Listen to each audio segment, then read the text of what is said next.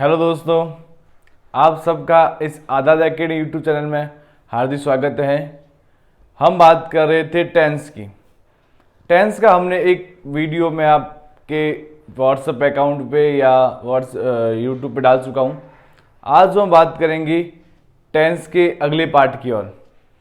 हमने क्या पढ़ा था कि जो टेंस के बेसिक कंसेप्ट को समझा था। पहले वीडियो में मैंने बताया था कि टेंस का हम दो चीजें समझेंगे। पहला टाइम, दूसरा वर्क। ठीक है। टाइम क्या क्या हो गया? प्रेजेंट, फिर हो गया पास्ट और फिर फ्यूचर। ठीक है, ये अपने रफली समझ रहे हैं ऐसे। वैसे हम बात कर चुके हैं इस पहले इस बारे में। प्रेजेंट, पास्ट और फ्यूचर। फिर वर्क कौन कौन सा हो गया? इंडेफिनेट या सिंपल भी बोल सकते हैं इसको। ठीक है। दूसरा कॉन्टिन्यूस, तीसरा परफेक्ट और चौथा क्या था उस दिन? Perfect continuous.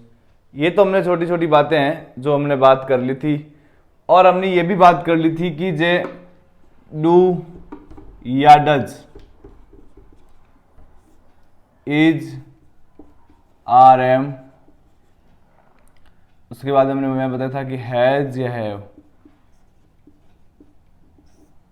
ये जो फॉर्म यूज होती है ये किस में होती है? प्रेजेंट टेंस में। ठीक है। पास्ट में कौन कौन सी चीज होती है? डिड और फिर वॉज, वर और हैड। ठीक है। फिर फ्यूचर में हमने बात की थी। फ्यूचर में क्या आ जाएगा? विल या सेल। ठीक है। और क्या आ सकता है? विल या सेल हैव। यही बात की थी उस दिन हमने। प्रेजेंट में तो डू डज आ सकता है, इज, आर, एम आ सकता है, हैज, हैव आ सकता है। पास्ट में क्या आ सकता है? डिड या वॉज, वर या हैड। और फ्यूचर में विल हैव या सेल हैव या विल या सेल। आज जो हम बात करने वाले हैं वो एकदम मतलब आपको सेंटेंस बताएंगे कि कौन से सेंटेंस में कौन सी वर्ब आएगी। जैसे कि आप कहीं फॉर्म का आपने कोई एग्जाम भरा है और एग्जाम देने आप गए हो और उस एग्जाम में बहुत से बच्चे आते हैं। आपकी स्कूल वालों को पता लगाना मुश्किल हो जाता है कि हमारे बच्चे कौन से हैं। तो स्कूल वाले क्या करते हैं? एक यूनिफॉर्म देते हैं। देते कि नहीं देते? कि ये आपको अपनी स्कूल वाली यूनिफॉर्म पहन के जानी है उस एग्जाम में। उससे क्या होता है कि वो मतलब जो बच्चे जाते हैं वहाँ तो उनको पता रहता है कि हमारे स्कूल के बच्चे कौन से हैं, दूसरे स्कूल के बच्चे कौन से हैं। वैसे ही हम क्या करेंगे, इस प्रेजेंट, पास्ट और फ्यूचर तीनों को एक एक क्या यूनिफॉर्म पहना देंगे। मतलब इनकी तीनों की क्या कर देंगे? पहचान बता देंगे, जिससे आपको पता चल जाएगा कि कौन सा सब्जेक्ट या कौन सी फॉर्म कौन से टेंस की है। जैसे देखिए, जैसे हम आज बात कर देंगे प्रेजेंट सिंपल की। हम बात करेंगे आज प्रेजेंट सिंपल की। पहचान क्या होगी प्रेजेंट सिंपल की? डू या डज, वर्ब की फर्स्ट फॉर्म के साथ एस या ईएस। ये तो हमने उस दिन टेबल में पढ़ लिया था। ठीक है। इसके अलावा मैंने बताया था कि सेंटेंस में नेगेटिव हो सकता है, सेंटेंस इंट्रोगेटिव हो सकता है। ठीक है। ये आपको कॉपी में लिखने की जरूरत नहीं है। कॉपी में क्या लिखना है वो मैं आपको आगे बताऊंगा। ये आपको सिर्फ समझने वाली बात है। प्रेजेंट सिंपल में जैसे डू डज आ सकता है, ये हमने बात कर ली थी। इंट्रोगेटिव हो सकता है, नेगेटिव हो सकता है। अब इसका जो पहचान लिख सकते हैं अपन, इसको हम इंट्रोडक्ट कैसे करेंगे, इंटरेक्ट कैसे करेंगे, ये चीज समझनी है। जैसे हम हिंदी में बात कर लूं अगर मैं, तो किसी भी सेंटेंस के पीछे ता है, ती है या ते है, ता है, ती है और ते है। Subject is are am, verb first के साथ एस या ई एस। इसमें अब इज आर एम नहीं आएगा, ये बात समझने वाली है। जैसे सब्जेक्ट के साथ वर्ब के फर्स्ट एस या ई एस आएगा तो वहां इज आर एम नहीं आएगा। तो इसकी पहली पहचान क्या होगी? मैंने एक दिन उस दिन भी मैंने आपको बताया था कि सेंटेंस को हम 5 तरीके से लिख सकते हैं। तो पहला अगर सिंपल सेंटेंस होगा तो कैसा होगा? सब्जेक्ट, फिर वर्ब फर्स्ट के साथ एस या ई एस और ऑब्जेक्ट। जैसे एक उदाहरण के साथ समझेंगे अपन, राम खेलता है, राम खेलता है, तो राम प्लेज। समझ आ गई बात आपको? सिंपल सेंटेंस हमें पता कैसे लगेगा? पहली तो हिंदी में बात करेंगे तो कोई सेंटेंस में पीछे ता है, ती है या ते है, तो सेंटेंस कौन सा होगा? वो प्रेजेंट सिंपल या इनडेफिनेट। अब ये इनडेफिनेट क्या होता है, इसके बारे में मैं आपको 1 मिनट बताता हूँ।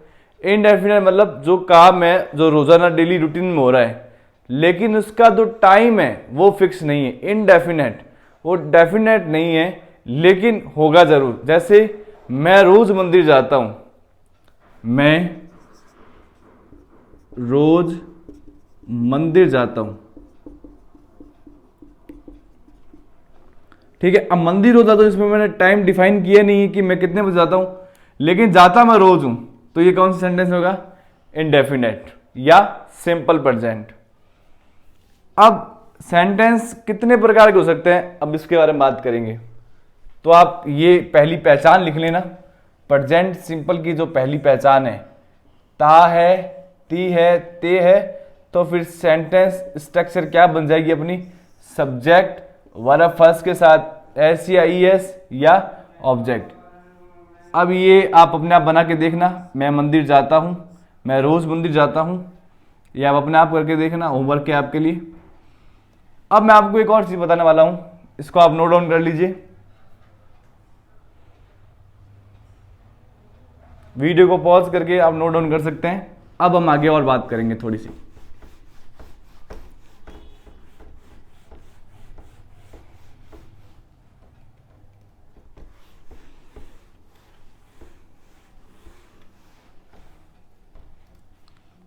मैंने उस दिन बताया था, जैसे राम या रमेश लिख लेते हैं, रमेश खेलता है।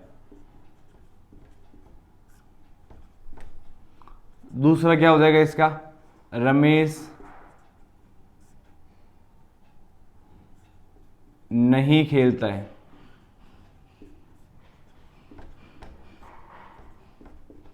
ठीक है। तीसरा, रमेश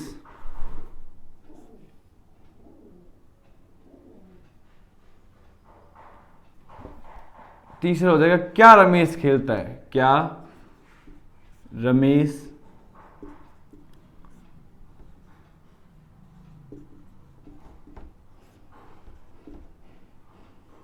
चौथा हो जाएगा, क्या रमेश नहीं खेलता।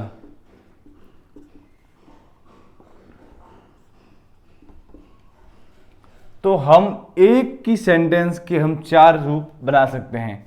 ठीक है, ये जैसे सिंपल हो गया एकदम, ये तो हो गया एकदम सिंपल। ये नेगेटिव,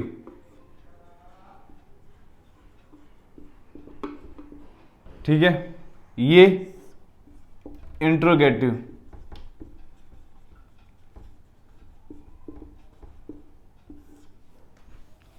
और चौथा कौन सा है? ये इंट्रोगेटिव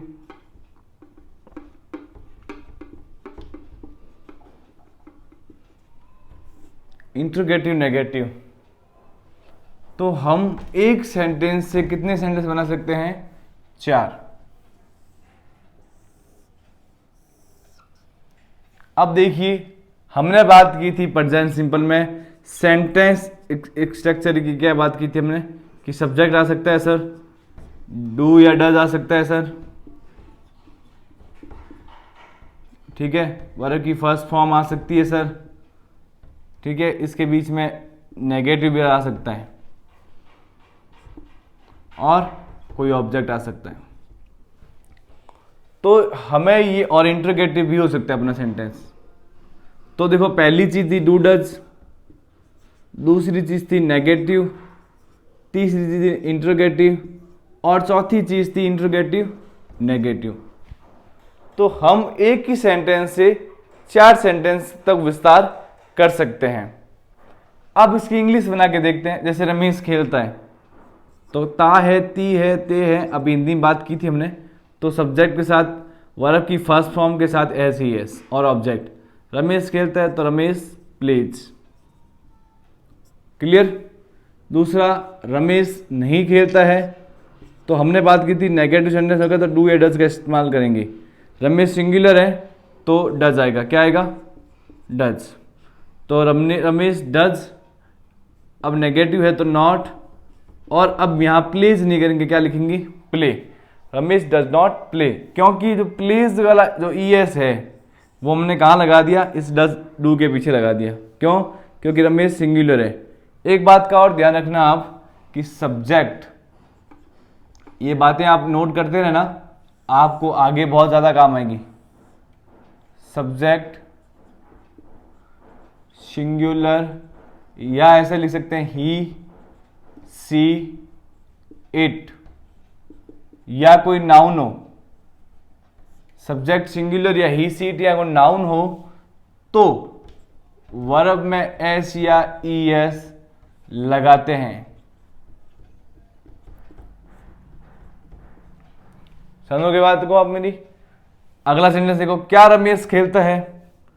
तो देखिए, रमेश डज नॉट प्ले, सही है। अब इसको हम इंट्रोगेटिव करेंगे तो डज क्या आ जाएगा आगे? डज रमेश प्ले, और पीछे क्वेश्चन मार्क। बहुत आसान है, आप वीडियो को अंत तक जरूर देखें। लास्ट सेंटेंस है, क्या रमेश नहीं खेलता है? तो रमेश की जगह क्या है तो आ जाएगा डज, क्योंकि रमेश सिंगुलर है। ये बात याद रखना, सिंगुलर है इसलिए मैं ऐसी एस लगा रहा हूं डज के डू के साथ। अगर प्लूरल होता, अभी हम बात करेंगे आगे एक और सेंटेंस की, तो फिर वहां ऐसी एस नहीं आएगा। क्या रमेश नहीं खेलता? तो डज रमेश, नॉट अपने थर्ड स्थान पर आता है, डज रमेश नॉट प्ले। तो ऐसे करके हमने प्रेजेंट सिंपल के जो 4 फीचर्स थे उनको समझा कि एक सेंटेंस में हम 4 सेंटेंस बना सकते हैं। जैसे प्रेजेंट सिंपल में 4 बने, उसी तरह हम प्रेजेंट कॉन्टिन्यूस, प्रेजेंट परफेक्ट और प्रेजेंट परफेक्ट कॉन्टिन्यूस में भी 4-4 सेंटेंस बनाएंगे। ऐसे करते करते अपने पास टोटल 36 सेंटेंस बनेंगे। कितने सेंटेंस बनेंगे? और अंग्रेजी में इससे ज़्यादा सेंटेंस नहीं बनेंगे। हम 36 सेंटेंस बना पाएंगे तीनों टेंस मिला के। आपको ये समझ में आ गया होगा। मैं एक बार लिख देता हूं इसकी स्ट्रक्चर, फिर आपको घर से हिंदी से इंग्लिश में ट्रांसलेट करके मेरे को वापस व्हाट्सएप पे मैसेज करना है। नहीं समझ में आया तो भी करना है। जैसे आप 1 नंबर रूल डाल के लिख सकते हैं, ता है, ती है, ते हैं। हिंदी वाक्य के अंत में ता है, ती है या ते हैं, तो सेंटेंस की स्ट्रक्चर क्या बन जाएगी फिर? सब्जेक्ट वर्ब फर्स्ट के साथ एस या ई एस और ऑब्जेक्ट, ये स्ट्रक्चर बनेगी। पहला एक सेंटेंस है, आप अपने आप करके देखना। मोहन श्याम को खेलने जाता है।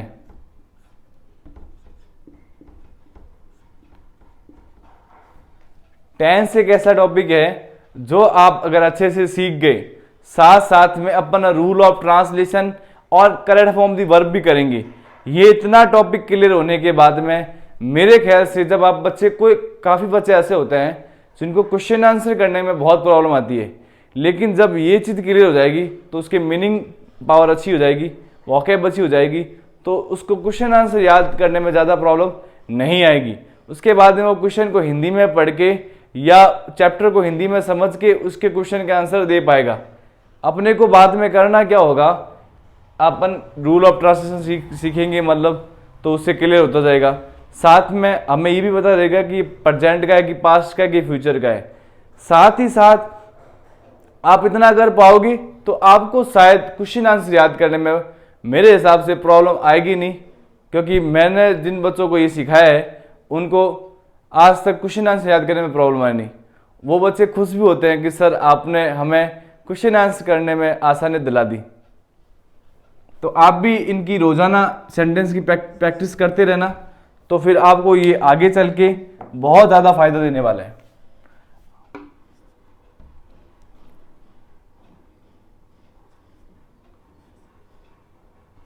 रमेश बाजार नहीं जाता।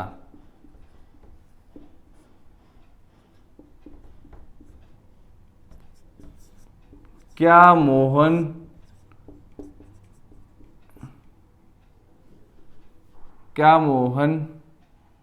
हंसता है?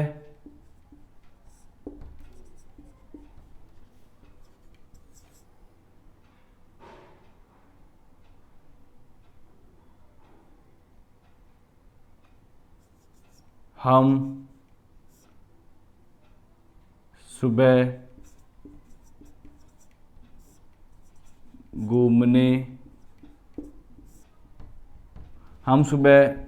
पार्क में घूमने जाते हैं। पार्क में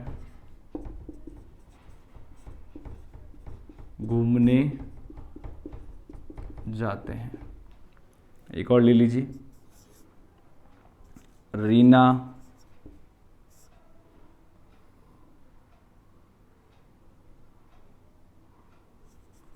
अपना गृह कार्य होमवर्क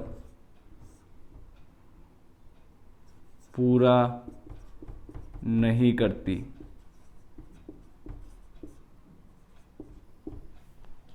ये आपको 5 सेंटेंस है, कल मैं आते ही इनका ट्रांसलेट बताऊंगा, तो आप भी अपने कॉपी में ये नोट कर लीजिए और ये स्ट्रक्चर होगी देखिए।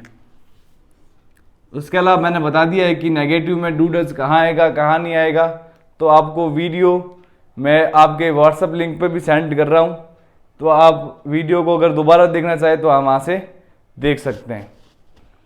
अब जो हम बात करेंगे अगली वीडियो में, वो बात करेंगे प्रेजेंट कॉन्टिन्यूस की। प्रेजेंट कॉन्टिन्यूस में क्या क्या आता है, क्या क्या नहीं आएगा, कौन सी वर्ब आएगी, इसके बारे में बात करेंगे। लेकिन आज के लिए इतना ही। ये हमने आज एक सेंटेंस पूरा समझ लिया है कि प्रेजेंट सिंपल में कैसे कैसे होता है, कौन सी स्ट्रक्चर काम आती है, हमने पूरी बात कर ली। अब अगले वीडियो में बात करेंगे प्रेजेंट कॉन्टिन्यूस की। तो अगर आपने अभी तक मेरा चैनल सब्सक्राइब नहीं किया है तो चैनल को सब्सक्राइब करें और ज़्यादा से ज़्यादा आदमी को इस चैनल में जोड़ें जिनको बहुत ज़्यादा लाभ मिल सके। Thank you so much.